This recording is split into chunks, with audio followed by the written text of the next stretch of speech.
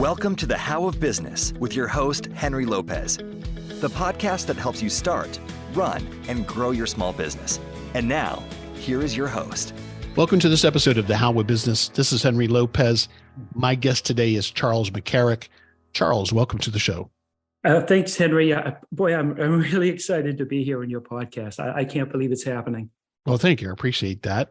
I'm looking forward to this conversation as well. You know, and the question I have for you listening is, if you're planning to start a business or grow an existing business, then how can you look at transforming your personal qualities to help you achieve success? You know, because a lot of us, certainly, I know for me, when you first come into small business, we don't have experience in business. And so Charles is with me today to share insights and stories from his great new book, which I've had the chance to preview, Lessons My Brothers Taught Me. If you want to receive more information about the How of Business, including the show notes page for this episode and how you can continue supporting my show and receive exclusive content and discounts through a Patreon membership, please visit thehowofbusiness.com. I also encourage you to please subscribe to my show so you don't miss any new episodes. Let me tell you a little bit more about Charles. Charles D. McCarrick is an entrepreneur, inventor, and lead visionary and founder of MicroAnt. We'll get more into what MicroAnt does, but to suffice it at a high level, they're, as they call it, a bespoke antenna design and manufacturer. He has more than 10 patents to his name. He pioneers and supplies unique equipment to the communications industry through MicroAnt. And Charles' most defining characteristic is enthusiasm. You'll get that in this conversation, from new ideas, from the people he works with, and from continuous improvement. By cultivating people's confidence and creativity, Charles has forged a top-notch team that delivers new technologies into the hands of customers and value to investors. Now he delivers this book of life lessons to all of us. Charles, again, is the author of Lessons My Brothers Taught Me: How to Transform Your Personal Qualities into a Successful Business. Charles currently lives in Jacksonville, Florida, so right up 95 from where I live.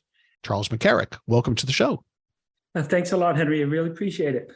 So first question is, where did you grow up? I was born in Middleborough, Massachusetts, and I lived there until I was about 9 years old. And then my father had passed away. So my brother, who was in the Army at the time, he was honorably discharged, and he wanted to go visit his friends out in Arizona who were going to Arizona State University. Interesting. And he talked my mother into moving out there. So being 9, and I went along with her and lived out in Arizona for about 10 years. Then eventually moved back to Massachusetts, started my business, and now I am down here in Jacksonville, Florida. What brought you to Jacksonville? I'm curious. As the business was growing, we were doing more and more manufacturing, and I had met someone who was giving me some advice on how to expand and grow the business. He eventually became my business partner, Jim. Jim was from Florida, and he suggested that we look into some of the options down in Florida for manufacturing space, hiring employees, shops and resources of that and the like. And we did that about 12, 13 years ago now. Wow. And it was a very good move. It's a great move. Yeah, wonderful. All right, so introduce MicroAnt. Tell us briefly what it is that you do. Okay, well, MicroAnt, it's a company I founded in 2003.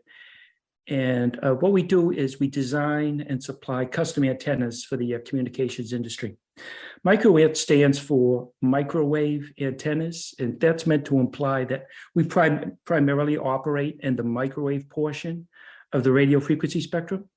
We supply antennas to anybody who's in the communications industry. We have over 300 customers that we have supplied unique solutions to.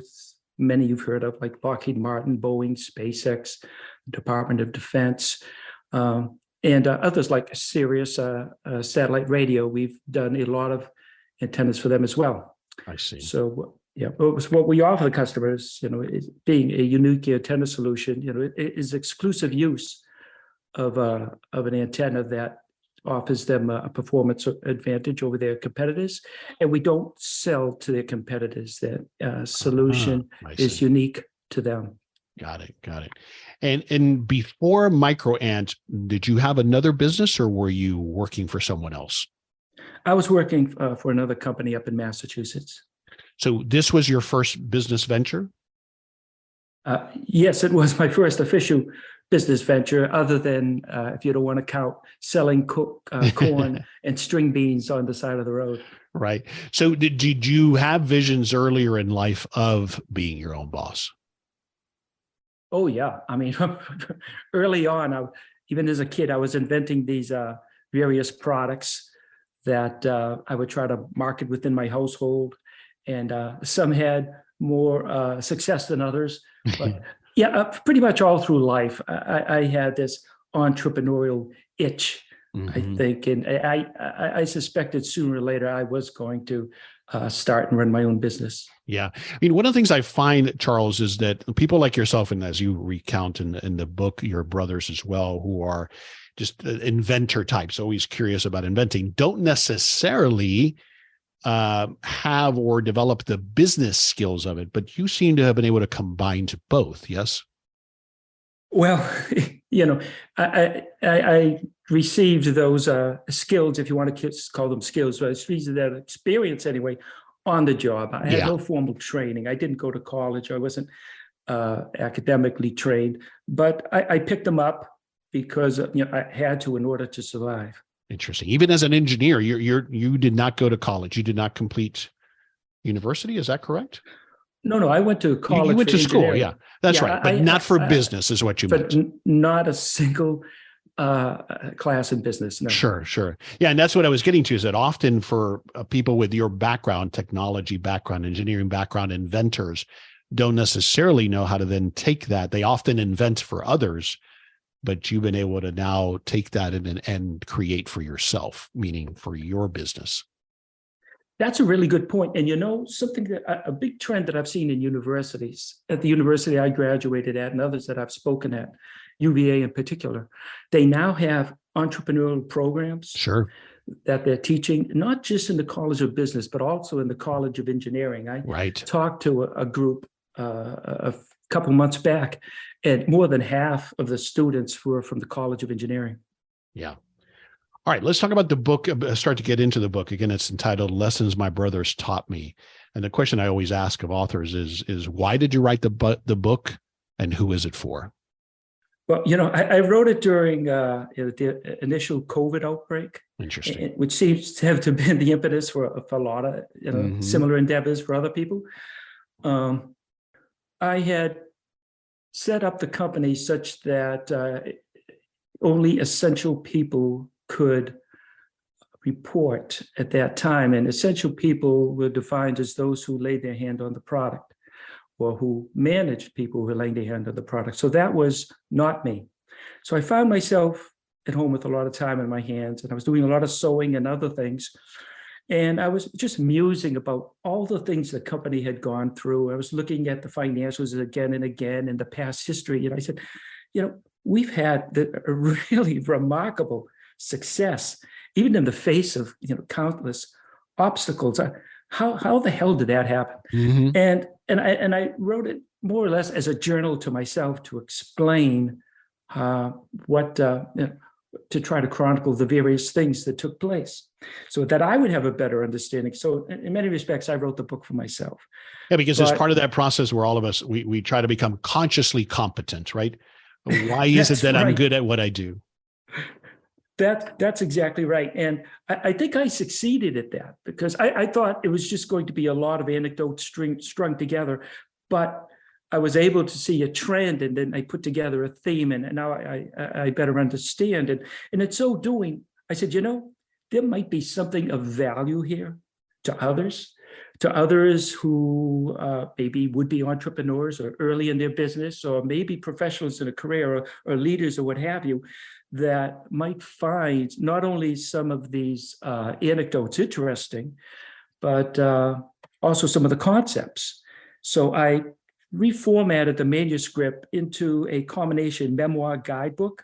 And my target reader, I would say, is the would-be entrepreneur, or any professional looking to develop an idea into a venture, though they lack background in business.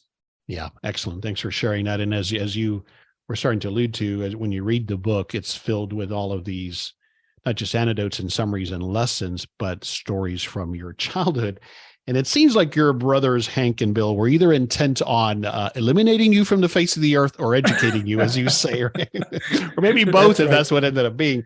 Where do you think that it seems like there was this tremendous, which is often the case in larger families or with brothers, this incredible competitive nature. But as you also said, it just turns out that everybody in this family seems to have been very curious people or young people. And all of that was going on at once in your house, it seems like. That's right. And growing up with, there's 5 boys in the household, and my sister, who was the oldest and kind of isolated from all these antics, it all seemed quite normal to me. And I think the first line, the opening line in the book is something like, my brothers were passionate about my education. Yes. And that's a little tongue in cheek, because I think what they were really passionate about was providing amusement for themselves. Amusement for themselves. and a test dummy, right, for all of their experiments, especially with electricity. Well, that's right. And my brother Hank actually characterized me as being a test dummy for some of his experiments. They were always experimenting with things, or inventing or introducing us to new concepts, or just trying to scare the hell out of us. And by us, I mean, me, my brother Dickie, and then eventually my younger brother Michael, after he was born. So I call them lessons now. I call them an education now, though at the time, I would talk episodes that I simply wanted to survive. Yeah, now that the wounds have healed, you can call them lessons. Yeah. Yeah, but so whether it was their intent or not, but they did educate me on what it was like to be a team player and how to navigate, if not entirely avoid obstacles, and to take responsibility. What role do you think your parents played in fostering that environment of creativity, of experimentation? Well, my father was an electrical engineer, and he worked at Texas Instruments. So I think the genes of curiosity and engineering were I think we all had inherited those, particularly my older brothers. They considered themselves engineers even at very young ages. And my mom, who was also always brilliant and a heart of gold and a great cook and all these things, how she ever managed all of us. Oh, my poor mother. I can imagine. When I think of the things that we had, put her through, but somehow it all worked. And, it was, I would say, a very compassionate and, loving household. And certainly we were encouraged to do some of these inventions and activities, but so long as we weren't hurting ourselves. But it's interesting that you bring in, my parents to this, because many of these things that took place were not done under adult supervision, but, under the privacy of, either they had gone out for the night and my older brothers were left alone with us, or we were in some situation outside of the house that we got caught up into this. Yeah, I can imagine. All right. One of the key, not premises, but tools or processes that you put forward in the book is what you call the 4S transform tool. Would you introduce that, and then we'll dive into that a little bit? What is the 4S transform tool? Okay. Now, again, this is something that came to me after I was reading the book and trying to put it all together. As I read through the various situations that we had, character played an enormous role in both getting us into the issue and getting us out of it. I mean we as a company. It was generally the bad character of customers or vendors or others trying to take advantage of us, and yet our good character of seeing things through, of always looking out for and having the employees back, developing a good culture. Those things, that were character related, it came to me that those were the most essential elements to our success. And I broke those characters into 4 categories, the so-called 4S transform. As a tool, it's still a work in progress. And, as I continue to gather data from various participants, I'm helping others launch their business. Others already have launched their business. And as I said, I've taught this to, we're in our second class now, entrepreneurial class at UVA. All right. But Okay. yeah, but what the 4S transforms is really is, let me begin by explaining the 4 S's, right? Yes. S number 1 is sellability. S number 2 is sensibility. S3 is sustainability, and the 4th S is scalability. And if you like, I can provide a little bit more detail of each of those. Yeah, give me, if you would, a highlight on the 4 of them to make sure we understand what you mean by these 4 S's. Okay. Now, the scalability. Excuse me. The Salability. Salability, yes. Good. It means that it's what you project.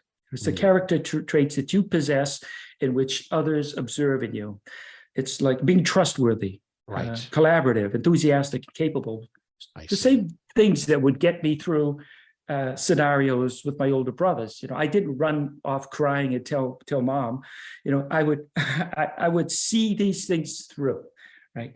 And so if you recognize somebody as having integrity and the wherewithal to execute your part of the transaction, they would much rather prefer dealing with you than somebody who is lacking those qualities. So sellability, are simply the character traits that we possess that makes others want to interact with us. I see. And it allows us to share and communicate and lead others to follow your idea, to follow what you're trying to achieve, either collectively or individually, right?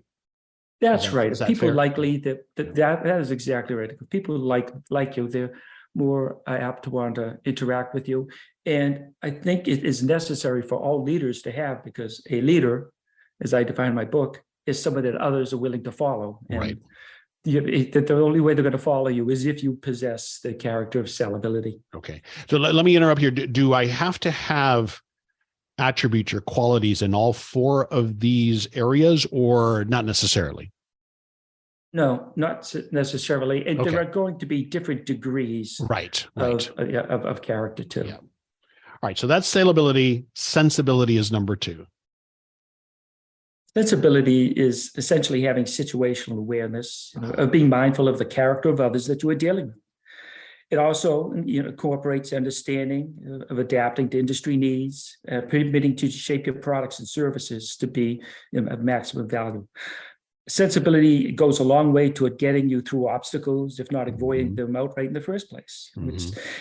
Traits include being curious, inquisitive, interested, and even in seemingly minute details. But also reading the room, reading the situation, anticipating your brothers are trying to electrocute you, those kind of things. Yeah. Well, not just anticipating it, but having been electrocuted, having the sensibility to not reach out, not do it again. Yeah, that's right. And so, yeah. But that is a good point, though, because in business, that's part of what we're learning from our errors. And one of the things we do have a responsibility for is to avoid repeating the same mistakes. Yeah. That is exactly right. And so, sellability coupled with sensibility, that really facilitates the roadmap, for achieving the objectives that you have and for shaping your business, and also how it will be perceived in the industry and its reputation. Excellent. Number 3 is sustainability.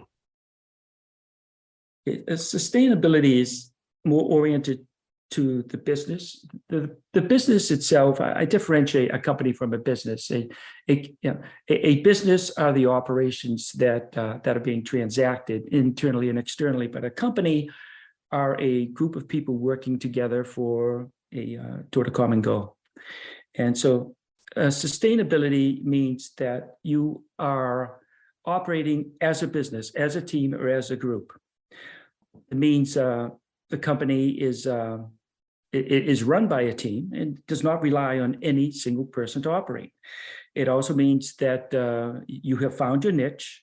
You are serving the demand competently and timely. It means the business is beginning to generate equity, income, and jobs. What it also means is that you have processes, plans, and the like in place such that that is what is defining the operation, not personal or independent thinking, but rather the company as a whole, as a shared collective, working together towards that goal. And that's truly what you need: sustainability. No, I didn't say anything about money. No, money yeah. helps us, just right, but I'm not talking about economic sustainability.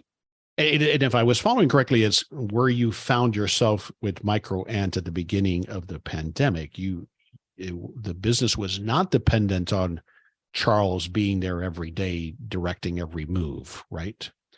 You had achieved that. That is an astute observation, and that is true. Now, go ahead. I'm sorry. Yeah. I was going to say, I would say that the company does not rely on any single person to succeed going into the future.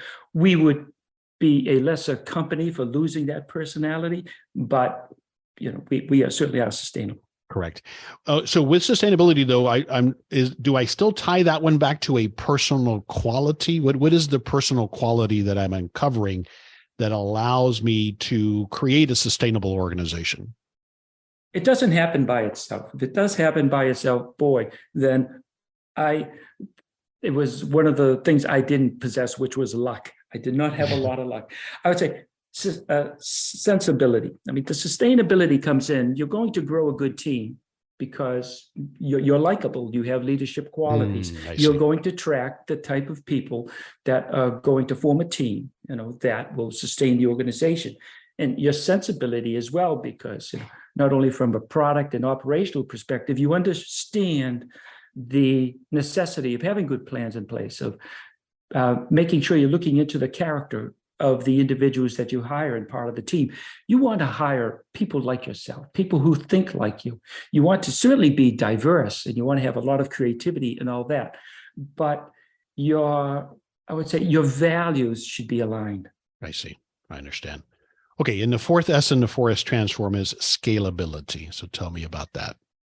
Scalability is what's, I would say, necessary for a company to grow. And it's not necessary that all companies grow and continue to grow and grow. But I think I define success as providing a lot of jobs, providing a lot of technologies and products that find great value and use, both in the industry and the world at large. And so I want to continue to meet that need, that demand. So that means growing the company. Now, when people talk about growth metrics, they might think of things like, well, we're increasing revenue, we're hiring more people, we're expanding floor space and things like that. Those are, I would say, residual effects of growth. But the true scalable growth means that you have increased product output, you've increased product quantity, but you have not compromised on quality. And that's because you have initiated quality-driven processes, and you have them throughout the entire company. When you have a quality-driven process and you increase your quantity output, you are not compromising, you're not diluting on the product or services that you're providing. They are every bit as good as what you delivered in the first place. Now, I can think of many chains, coffee chains, that I used to like in the early days, but I'm less enthusiastic now because they have certainly scaled. They are making a lot of money. They are public. But I would argue that, being a person who appreciates a good coffee, that they have really diluted the product, both conceptually and in actuality. Yeah, in return for more profits or more revenues or whatever the case might be. The personal quality, I'm thinking then that I bring to bear here for this one is my own desire for what I produce into the world being of high quality. Is that part of it? That is right. Because you are driven by satisfying others with something of quality and standing behind it and feeling good about that. Like my mother baking an apple pie, and putting her absolute best effort into it. I mean, that is something that anybody can get behind. And so if you go in with that train of thought, then having like-minded people who are going to follow and have quality inherent in everything that they do, then scalability it almost happens by itself. Yeah.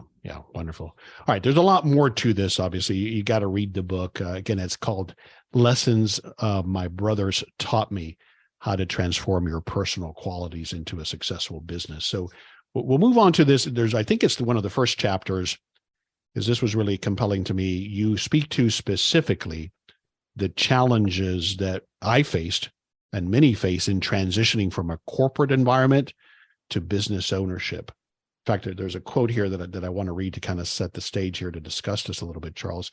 You said, quote, "In my experience, it is quite easy for most people to make the decision to start their own business, but actually taking the leap to leave traditional employment and go into business stops most would-be entrepreneurs in their tracks, as though paralyzed by fear," end quote. I think that perfectly describes it. And so what ends up happening, including myself, is we keep searching for the proof or somebody to tell us, oh, there's no failure is going to happen here. I guarantee it. We keep looking for that. So tell me about that and what you've observed there in making this transition. Okay.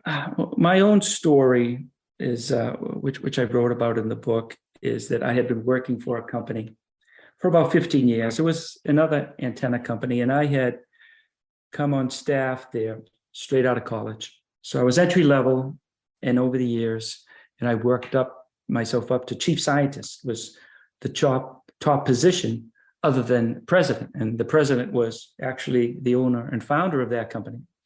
And I had my eye on his job as well. And so I had every intention of fulfilling my career there. I thought that one day I would lead the company, and I would continue to grow along with it and be a positive influence to its culture, its product, as well as its perception in the industry. And then one day I find out that the company was acquired. I was in shock. The owner didn't tell any of us. Yeah, he didn't consult with you, did he?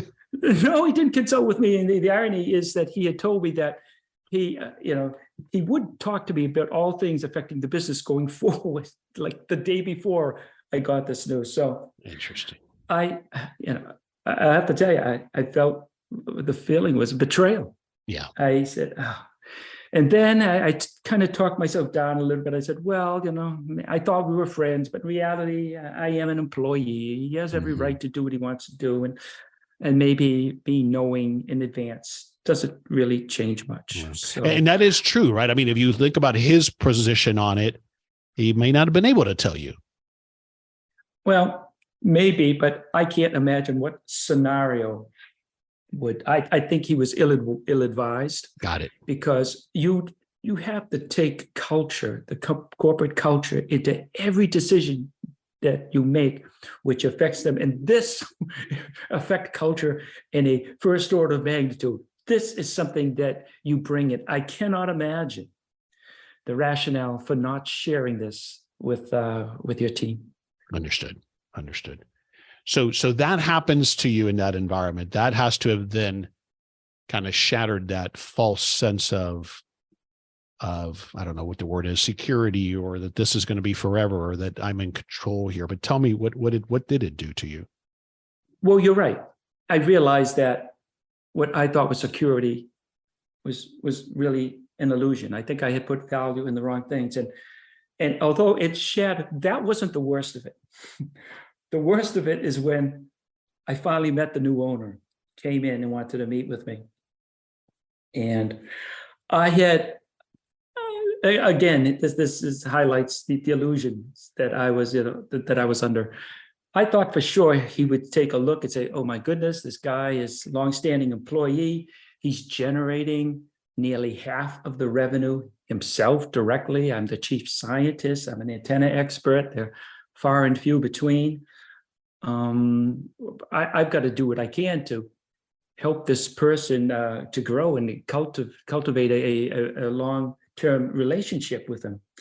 So I'm expecting all this, bonuses and, raises and equity and, a car, something. But I go in and there was none of that. Interesting. He was at all interested in me personally, what my aspirations were, what I was hoping to achieve, what my standing was in the company. He saw you as an expense, I'm sure.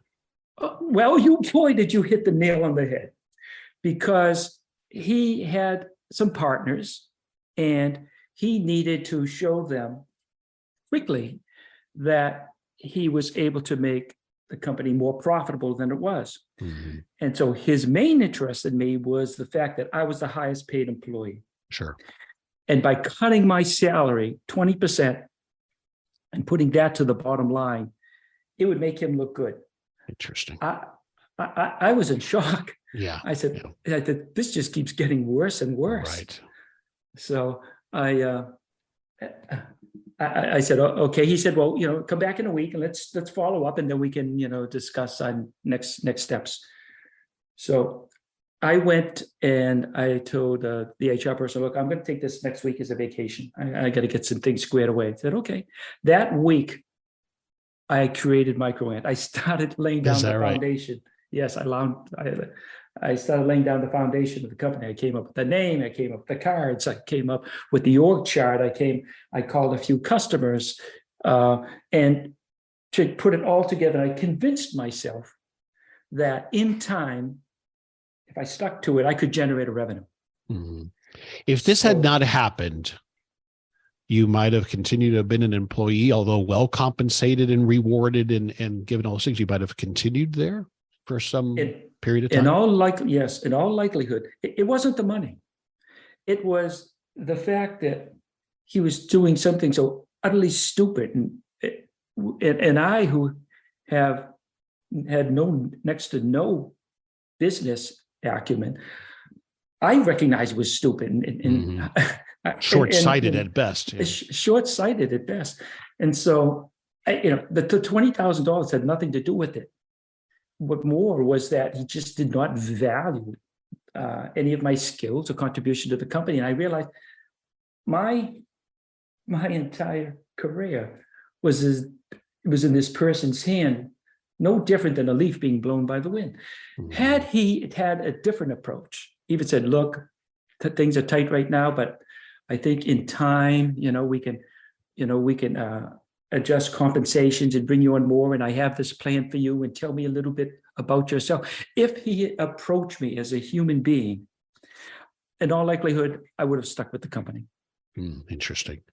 So when someone now or comes to you and is challenged with this or struggling with this transition, that they'd like to start a business, but they've got a good job or a good position, or they've been there for a long time, they've got that safety net, they've got the benefits, all of those things, what advice do you give that person? Meaning, assuming, of course, you talk about this in the book, that the why that they want to go into business is strong. So they're clear on that, but they're still hung up with letting go of this perceived security of that corporate job.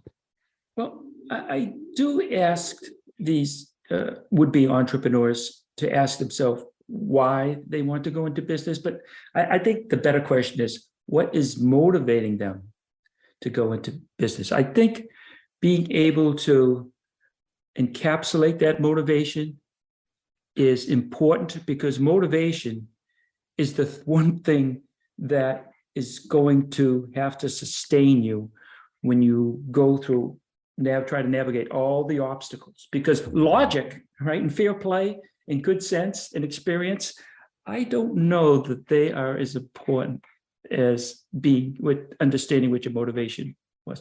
My motivation was to take charge of my own destiny, to leave your corporate philosophy behind, and to establish a new way of doing business.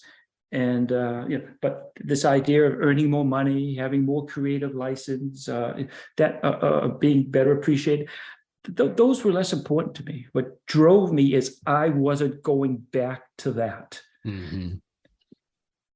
But you had your tipping point there that drove you there. Now, let's talk about this for a moment, because it's a part of the challenge. And I often talk about this on the show. You mentioned in one of the morals, one of the takeaways that you highlight in the book was this one. It says, quote, Even the most brilliant ideas are subject to failing. Do not let this dissuade you from pursuing your dreams. The true value exists more in the process of developing your ideas and less so in the result. End quote. The challenge, however, is that that's part of what we're fearing. And now I'm going to make this investment, leave my job, and this thing might fail. We are told over and over that failure is good, again, within reason. If I put everything in and I fail, and that means I go homeless and my kids aren't going to go to school, that's too much. But nonetheless, we're told that failure is good. However, I think that our system, our education system, which trains us more to be an employee than an entrepreneur, teaches us the opposite, that failure is not good. What are your thoughts on that? I think one of the things that are common to our entrepreneurs is they tend to be free thinkers, and they also tend to be risk takers. So they believe in something, and generally themselves, or an idea or some notion that provides the impetus for them to push forward. Now, the risk, you pointed them out. At the time, I still had 4 children living at home. My wife working as a nurse. So I certainly had a lot on the line. And that was part of the thing that motivated me as well. Because I figured the more I had to lose, right, the more I had to push to win. So I can appreciate that.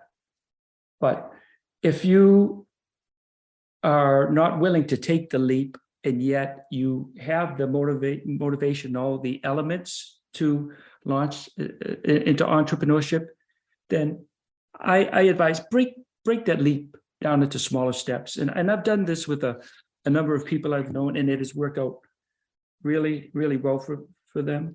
I mean, I took small steps, right, over the course of a week. But you can give yourself a lot more time than that. You could spend, a couple of months going through all the motions and getting the company down on paper, laying down that roadmap, putting down the org chart, and the elements of a plan for a business. So when you are ready, you're not scrambling, to pull that all together. You already have the plan in place. You simply need to make the decision, to well up the resolve to execute it. Yeah, no, that makes a lot of sense. The other way I interpret that we talk about often on this show is to scale down, take an MVP approach if possible to launching your idea so that you minimize that risk or exposure. Does that make sense? It does make sense. And I think what you asked me about was the moral. Even the most brilliant ideas are subject to failing. But the true value is in the process. I was that comes from one of my entrepreneurial initiatives.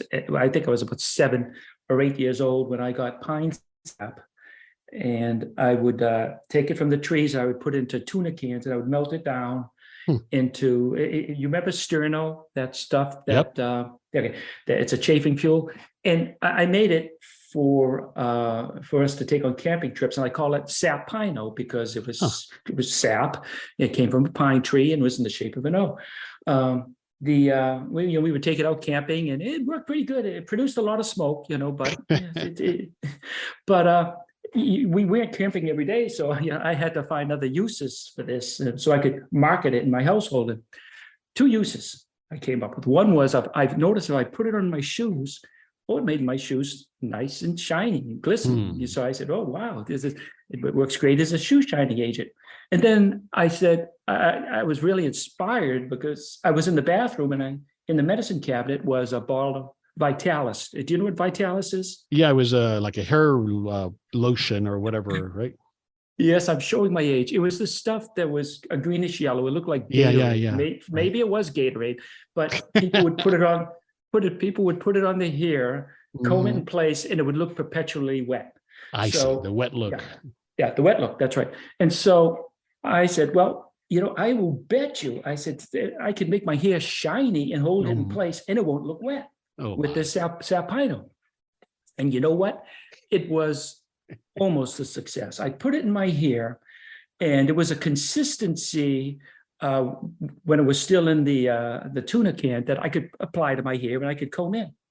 But what I didn't appreciate is what's exposed to the air, it became really, really tacky and it would set. So my hair now looked like I was wearing a plastic wig. and not only could I could no longer run a comb through it, I couldn't shower it out or wash it out, anything. For the longest time, anything that came into contact with my head, it would stick there. Oh no. And like if it was toilet paper, cotton balls, or a dandelion, whatever. And so I would pull them away, but the remnants would still be there. And my mother would attempt to cut these things away, and I'd have these balls splotched. Oh, it looked awful. And I had to sport this thing to school. But anyway, the reason I say that, I mean, that was clearly an idea that didn't succeed. Right. But just having an idea in the first place, any idea is just what sets things into motion. It's the beginning of the creative process. So, taking steps to execute the idea, in motion is the motion of the kinetic energy that gets us to our goals. And I think it might have been on your show that I heard the concept of idea flow, but I had, it's something that I really buy into and believe. And if you're familiar with the concept, the idea flow is taking that kinetic energy of thought, mapping it into pathways that bring you to the final objectives, and at the same time reducing risk and encouraging more ideas and creativity. So having ideas is cheap and easy, but leading to the process of building those ideas into reality, that is where the actual value is. Because ideas, right, are cheap and easy to come by. A dollar a dozen. Even great ideas might not necessarily make it, but less great ideas sometimes have enormous success. And it's the process of bringing them there that is where the value lies. Yeah, that makes sense. That's what I found as well.